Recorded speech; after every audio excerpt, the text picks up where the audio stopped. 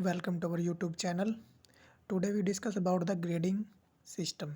ठीक है भाई, ग्रेडिंग क्या होती है। और लास्ट सेशन में हमने क्या पढ़ा था, गुड टेस्ट क्या होते हैं, उसके कंस्ट्रक्शन, उसके टाइप्स और कैसे बनाते हैं।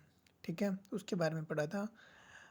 और आज हम पढ़ेंगे ग्रेडिंग। ग्रेडिंग क्या होता है। ठीक है, ग्रेडिंग क्या होता है।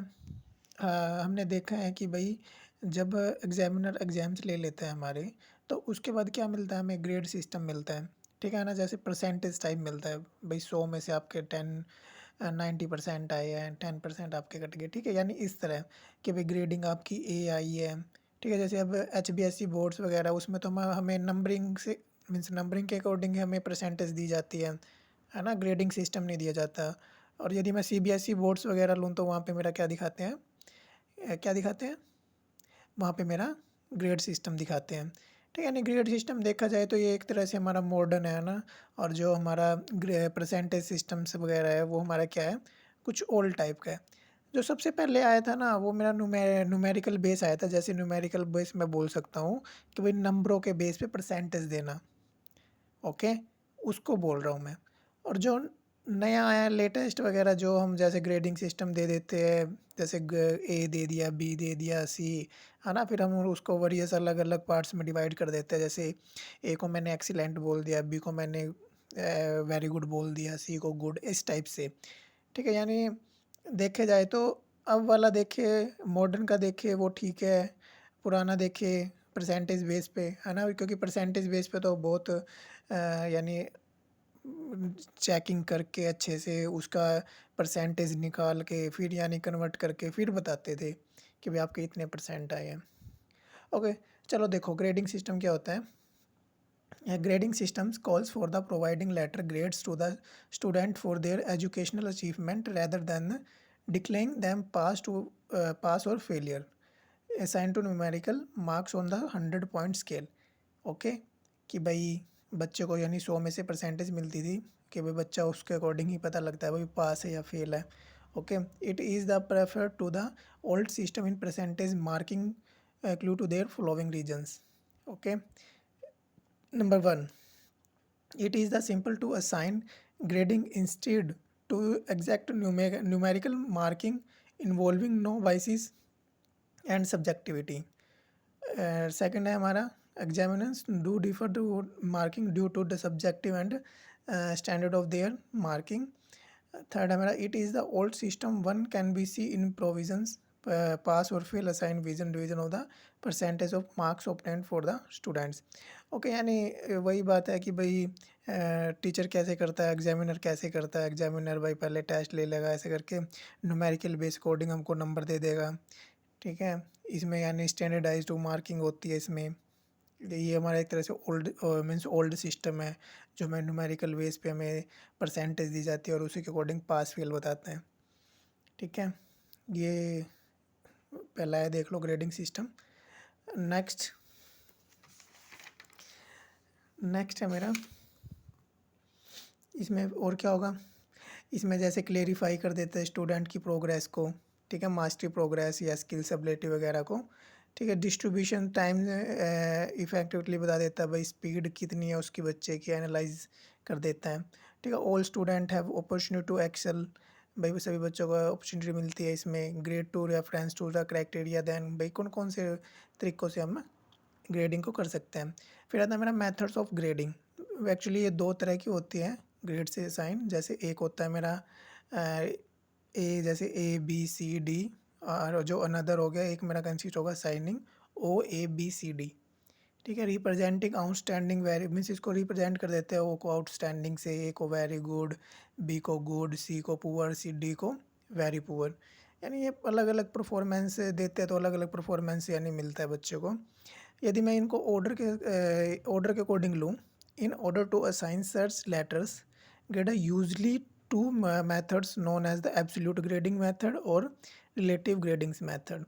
यानी इसको देखे जाए तो यार मैं इनके मेथड्स को लूँगा, ये दो तरह के होते हैं। एक होता है मेरा एब्सोल्यूट और एक होता है मेरा रिलेटिव ग्रेडिंग सिस्टम। ओके, अब हम फर्दर एक एक करके इनको पढ़ते हैं। सबसे पहले आता है मेरा एब्सोल्यूट। जो एब्सोल्यूट होता है ना ग्रेडिंग सिस्टम मेथड, वो मेरा एक तरह से प्री डिटरमाइंड होता है। ठीक है, प्रीडिटरमाइंड लेवल होता है उससे। और क्या होता है ये standardize is to fixed assigning letter grades. Okay, it can be done following two ways, यानी दो तरीक़ों से हम इसको फॉलो कर सकते हैं। जो प्री इस्टेब्लिश्ड परसेंटेज स्कोर है किसी भी बच्चे का, ठीक है, उसको हम गिवन यानी ग्रेड के अकॉर्डिंग फिक्स करते हैं। ठीक है, अब वो ग्रेड के अकॉर्डिंग कैसे फिक्स करते हैं, देखो, it can also to set fix different range of percent marks and assigning them grades in, यानी जिस बच्चों के अलग अलग, मान लो जिसके 80% नंबर आए हैं उसको तो मैं ओ ग्रेड में डाल देता हूँ आउटस्टैंडिंग में। जिसके 70 से 79% आया उसको मैं ए में डाल देता हूँ। 60 से 69 की परसेंट जिसके आए उसको मैं बी में डाल दूंगा। 50 to 59% जिसके आएंगे उसको सी में। और जिसके भी मान रहे लेस देन 50% से कम आया उसको मैं किस में डाल दूंगा, डी ग्रुप। ठीक है, यानी ऐसे डिफरेंट डिफरेंट क्या कर सकता हूँ मैं, ग्रेड दे सकता हूँ, है ना। ये मेरा एब्सोल्यूट का पहली स्टेज थी, मीन्स पहला स्टेप था प्री इस्टेब्लिशमेंट, भाई परसेंटेज को कैसे देना है। यदि परसेंटेज बेस देना है तो हमें ऐसे ग्रेड सिस्टम बनाना पड़ेगा। ठीक है, देख लेना। फिर उसके बाद आता है मेरा सेकंड। जो सेकंड होगा वो मेरा क्या होगा, another type of absolute grading is known as criterion reference grading. ठीक है, इसको मैं क्या बोलता हूँ, जो मेरा सेकंड स्टेप है, ठीक है, यानी प्री इस्टेब्लिशमेंट का सेकंड स्टेप, उसको मैं क्या बोलूँगा, क्रिटेशन रेफरेंस ग्रेडिंग। ओके, क्या बोलूँगा, क्रिटेशन रेफरेंसिड grading. Okay, in case of the accreditation, performance standard is fixed by the teacher or authorities in given to light of the difficulties level of the test and the standardized quality of the learning performance required from the learners. इसमें क्या करता है, इसमें जो teachers है और जो authorities है उनके द्वारा फिक्स होता है कि भाई मान लो जिसका ओ ग्रेड आया है, ओ में मैंने कितना बोला था, 85% मीन्स 80% से अबव, है ना। जिसका वो आएगा तो उसको मैं क्या दे दूंगा, एक्सीलेंट दे दूंगा, या फिर क्या लिख दूंगा उसके उसमें ग्रेडिंग में, आउटस्टैंडिंग। ठीक है, जिसके हमारे कितने आएंगे, 70 से 79% के बीच में आएंगे उसको मैं क्या बोल रहा था, वेरी गुड, यानी एवरेज, उसको मैं क्या बोल दूंगा, एवरेज। जिसके बी आएगा उसको मैं क्या बोलूँगा, एवरेज, और उसको मैं पॉइंट दूंगा गुड। सी जिसका एवरेज आएगा उसको मैं स्कोर परसेंटेज कितना दूंगा, बिलो एवरेज, और उसको मैं पुअर में डाल दूंगा। और जिसके बिल्कुल कम आएंगे उसको मैं क्या बोलूँगा, इनएडुकेट, यानी वेरी पुअर। ठीक है, ये हमारा प्री इस्टेब्लिशमेंट का यानी सेकंड था स्टेप। अब आता है मेरा दूसरा पॉइंट, रिलेटिव ग्रेडिंग मेथड। अब रिलेटिव ग्रेडिंग मेथड क्या होता है, it is the method grades are provided on the basis of comparative और relative skills, position of the students and in their classes. यानी क्लासेस में ग्रेड अकॉर्डिंग रख देंगे भाई बच्चे को। जैसे मान लो कई बार क्या करते हैं टीचर, मान लो जो इंटेलिजेंट बच्चा है वो, ठीक है, जैसे मान लो टॉप के 10 इंटेलिजेंट बच्चे आ गए, जैसे रोल नंबर 1, 3, 4, 8, 10, 12 जो भी रोल नंबर है, ठीक है, मान लो ये बच्चे इंटेलिजेंट है, इनको क्या करेंगे, एक अलग ग्रुप में डाल देंगे। मीन्स अलग ग्रुप ऐसे कि भाई इनके तो 10/10 नंबर आने ही चाहिए।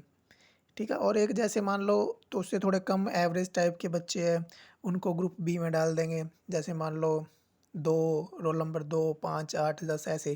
ठीक है, मान लो ये एवरेज है, उसको एक ग्रुप में डाल देंगे कि भाई इस बच्चे के 10 में मीन से कितने परसेंट नंबर आने चाहिए, 10 में से मान लो 8% नंबर आने चाहिए। ठीक है, यानी एक को तो जो इंटेलिजेंट केस था बहुत ज़्यादा, उसको तो कितने, पूरे पूरे। और जो उससे थोड़ा कम था उसको कितने, यानी 8। जो उससे कम होगा उसको 6, और जो बिल्कुल डल होगा उसको एक अलग टाइम में डाल देंगे। यानी ऐसे करके रैंक अकॉर्डिंग यानी उसकी पोजीशन बना देते हैं इसमें, रिलेटिव ग्रेडिंग मेथड्स में। ओके, फिर इसमें है in general practice relative grading follow the normal curve distribution for the student grades. ठीक है, यानी ग्रेड अकॉर्डिंग दे रख देंगे। जैसे अब ग्रेड ओ है, अब ग्रेड ओ में क्या है, percentage case in being assign to the given grade. यानी कैसे मैं ग्रेड को परसेंटेज में जैसे करूँगा, देखो ओ को जैसे मैंने कर दिया टॉप 7% ऑफ क्लास और ग्रुप। ठीक है, यानी जो टॉप 7% के बच्चे वो मैंने एक ग्रुप में डाल दिए, आउटस्टैंडिंग उसमें डाल दिए। और जो मेरा ए है, ये मेरा क्या था, एवरेज, वो मैंने क्या कर दिया, जो मेरे टॉप मिडल 24% बच्चे हैं वो मेरे किस में आ गए, ए में आ गए। ठीक है, ए ग्रेड में आ गए। बी में जो मेरे कौन से आ जाएंगे, मिडल 38% जो बीच वाले बच्चे हैं। सी में कौन से आ जाएंगे, जो मेरे बॉटम मिडल है, यानी नीचे से जो मेरे 24% बच्चे हैं। जैसे मान लो एक बिल्कुल डल है, एक डल से थोड़ा सा इंटेलिजेंट है, थोड़ा सा, तो उसको मैं बोल देता हूँ यानी बॉटम मिडल। ओके, डी में मेरे क्या आ जाएंगे, यानी जो मेरे 7% क्लास इन ग्रुप है। ओके, इसमें फिर है the decision about the top 7%, the next 24%, middle 38%, and so on में taken in the from numerical scores and performance level depends by the student evaluation measure. यानी इसमें बच्चे के स्कोर वगैरह, जो भी स्कोर उन्होंने अर्न किया, जो भी उसकी परफॉर्मेंस हुई है, उसके अकॉर्डिंग यानी इवैल्यूएशन करके उसको हम रैंक वाइज नंबर दे देते हैं। ठीक है, इसमें जैसे मान लो इसमें टॉप 7% असाइनिंग को मैंने ग्रेड ओ दे दी, जो मेरे कमिंग जो नेक्स्ट 24% बच्चे आएंगे उसको मैंने ए दे दिया। ठीक है, एवरेज। और जो नेक्स्ट आएंगे भाई 38% उसको मैं बी दे दूंगा भाई, उसको बी में दे देंगे, ऐसे करके यानी सो ऑन। ठीक है, यानी ये है मेरा ग्रेडिंग सिस्टम। वही ग्रेडिंग सिस्टम होता क्या है, उसके मेथड कौन से होते हैं। एक्चुअली ऐसा क्वेश्चन है भाई जो पेपर में पूछ लेते हैं, चाहे तो मेरा 8 नंबर में क्वेश्चन ये पूछ लेते हैं, और यदि 8 में पूछते हैं तो एज इट इज सेम ऐसे ही लिख के आओ पेपर में, नंबर मिलेंगे ही मिलेंगे, नंबर नहीं कटेंगे।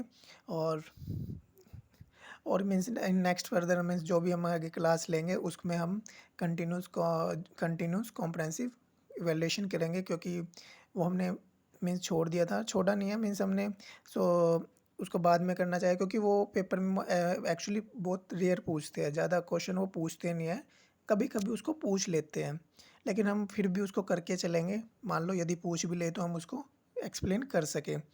ठीक है, ये था मेरा ग्रेडिंग सिस्टम, और नेक्स्ट क्लास में हम कंटिन्यूस कॉम्प्रेसिव इवैल्यूएशन पढ़ेंगे।